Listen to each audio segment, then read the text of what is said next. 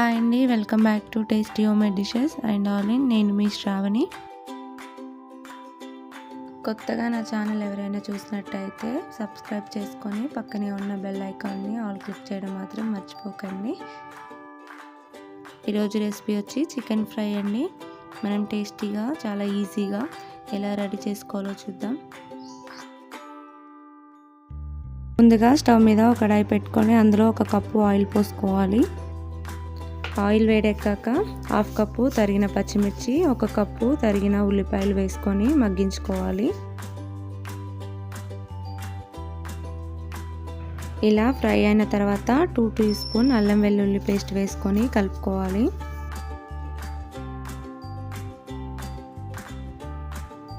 ఇందులో 1 tea spoon పసుపు, ముందుగా కడిగి పెట్టుకున్న చికెన్ వేసుకొని ఒక 2 మినిట్స్ వరకు మగ్గించుకోవాలి.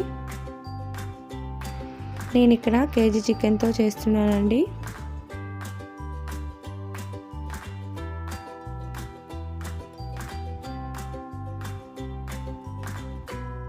ఇలా కొద్దిగా మగ్గిన తర్వాత అందులో 1/2 టేబుల్ స్పూన్ గరం మసాలా, పుదీనా, కొత్తిమీర వేసుకొని కలుపుకోవాలి.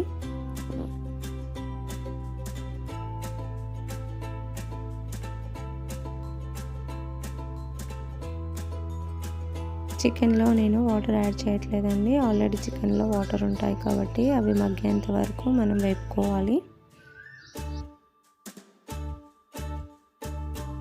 నేను ఇక్కడ కారానికి బదులుగా ఎండుమిర్చి, మిరియాలని పొడి చేసుకొని 1 టేబుల్ స్పూన్ వేసుకున్నానండి. మీకు అవసరమైతే 1 టీ స్పూన్ కారం కూడా వేసుకోవచ్చు. ఇలా ట్రై చేయండి, చాలా టేస్టీగా ఉంటుంది. ఇప్పుడు టేస్ట్కు తగినంత ఉప్పు వేసుకొని ఒక 5 మినిట్స్ వరకు సిమ్లో పెట్టి మనం మగ్గించుకోవాలండి.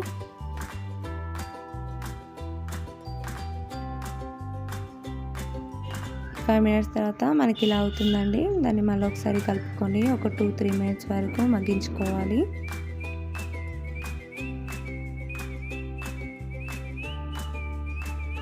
ఇప్పుడు ఇందులో 1 టేబుల్ స్పూన్ ధనియాల పొడి, కొద్దిగా కొత్తిమీర, పుదీనా వేసుకోవాలి.